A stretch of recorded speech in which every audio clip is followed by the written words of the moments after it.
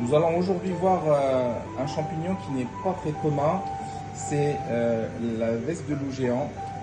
On est parti faire une petite promenade en forêt et on est tombé sur plusieurs champignons qui sont voilà, comme des petites balles de handball. Et nous allons voir comment on cuisine. On va utiliser des méthodes de cuisson assez traditionnelles au beurre avec quelques épices. Donc vous avez déjà un espèce qui est découpé ici.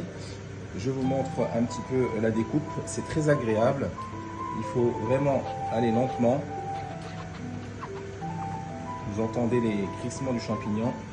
Vous laissez à peu près 1,5 cm d'épaisseur. Et quand vous coupez, vous devez avoir une tranche vraiment bien blanche. Pas de points bruns ou jaunes qui serait vraiment pas bon à manger. Là, vous voyez comment c'est beau, c'est blanc, c'est nacré, c'est crémeux.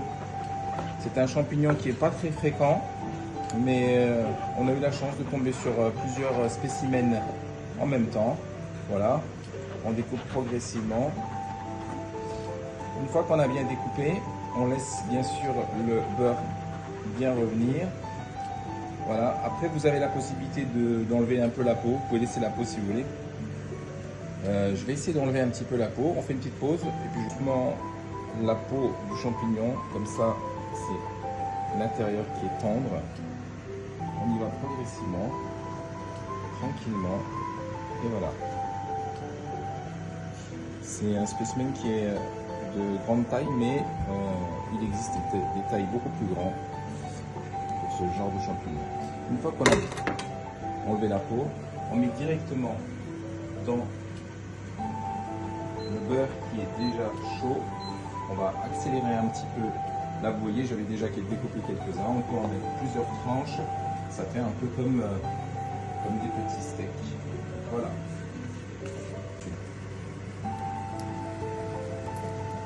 Vous voyez la cuisson, le champignon doit vraiment être doré, voire légèrement brun. Alors, dans le beurre, c'est vraiment un goût exquis.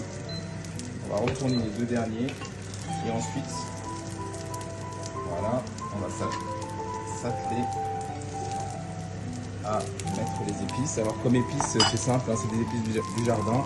Vous avez du thym frais, du romarin et puis un peu de poivre et du sel.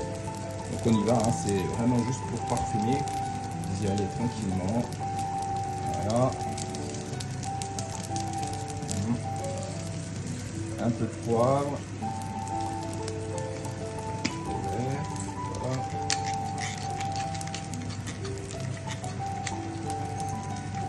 Voilà. Et quelques brindilles de romarin juste pour parfumer. Il me reste à rajouter un soupçon de